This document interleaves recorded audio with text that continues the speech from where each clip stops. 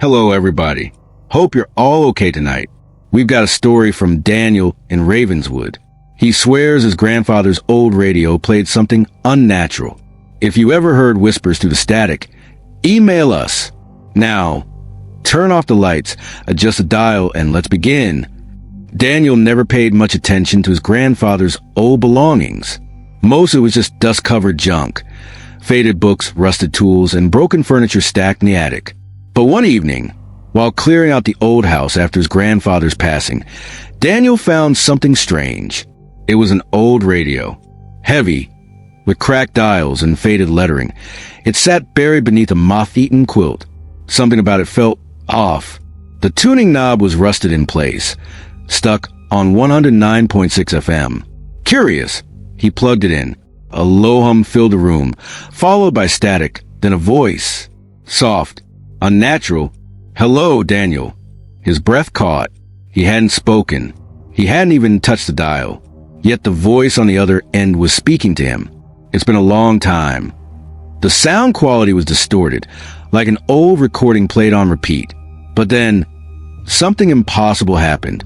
The voice began reading from Daniel's childhood diary. It whispered his fears, his dreams, things he had never told a soul. At first, he thought it was a coincidence, a hoax. Someone must have rigged the radio. But then, as the voice continued, it spoke of things that hadn't happened yet. "Don't go to sleep tonight, Daniel. You won't wake up." Daniel's hands trembled as he shut off the radio. He ripped the cord from the wall, his heart pounding. That night, sleep was impossible. He scoured the internet for any information on 109.6 FM, but there was nothing, no official record of the station ever existing. Then he found an obscure forum thread from years ago. A user had asked, "Has anyone ever picked up 109.6 FM?" The responses sent a chill through Daniel's spine. "Don't listen to it. Turn it off and don't look back. It doesn't broadcast music. It broadcasts memories." One post stood out. It was from someone claiming to be a former radio technician in Ravenswood.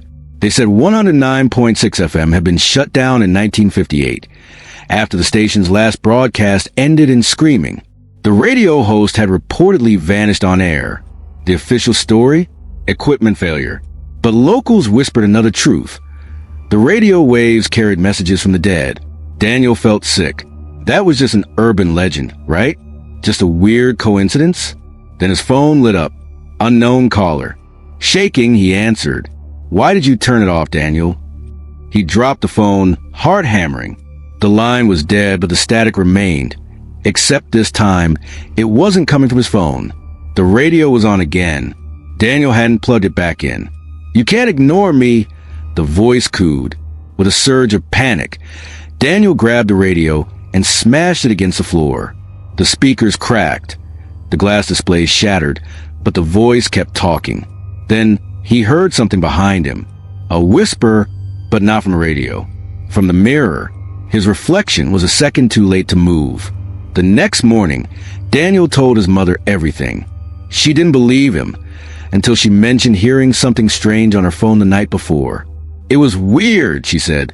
"I picked up a call, and it was just your name, over and over." Daniel's stomach twisted. It wasn't just the radio anymore. It was spreading. That night, every screen in his house flickered. Every speaker crackled. No matter what device he turned off, the voice returned. "I told you not to turn me off, Daniel." His laptop powered on. An old news article appeared. Ravenswood radio host missing. Last words captured on air. Below the headline was an audio file. With trembling fingers, Daniel clicked play. The first minute was silence. Then came the scream. And then, in a voice that was both distant and familiar, the host spoke his final words. "It's in the static, and it's never alone." Daniel tried to escape. He packed his bags, left his house, drove miles away.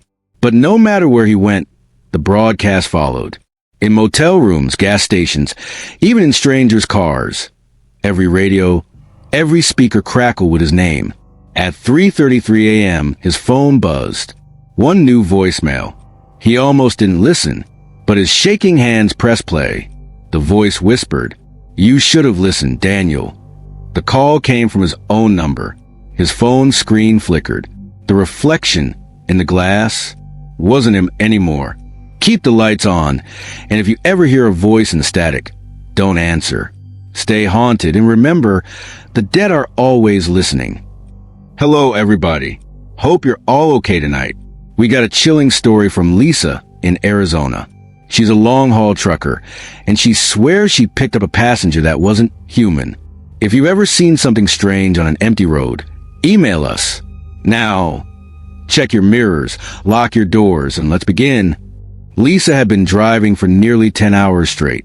The long stretches of Route 66 were dead empty at night, just endless road cutting through the desert.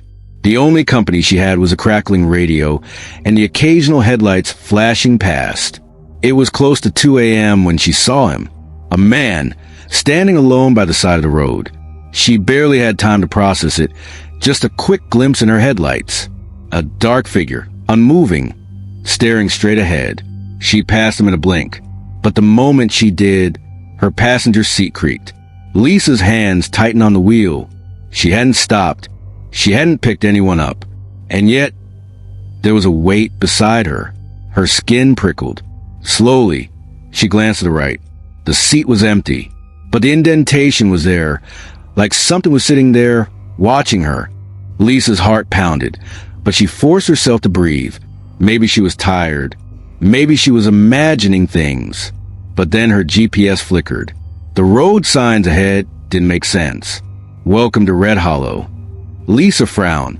She had never heard of Red Hollow before. It wasn't on her route, and she had driven this highway dozens of times. Up ahead, an old gas station stood alone in the dark, its neon sign flickering. It looked abandoned, but Lisa pulled in anyway. She needed to get her bearings. The moment she stopped the truck, her headlights caught movement. The man was standing in front of the gas station.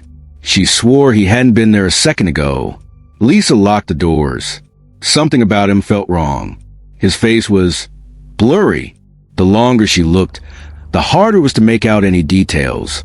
Then a knock on her window, but not from outside, from inside the truck. Lisa whipped around. Nothing. The cab was empty. Her breathing turned shallow. She needed to leave. She slammed the truck into gear and sped off, gravel kicking up behind her. The gas station vanished in her rear-view mirror. For a moment, everything felt normal again.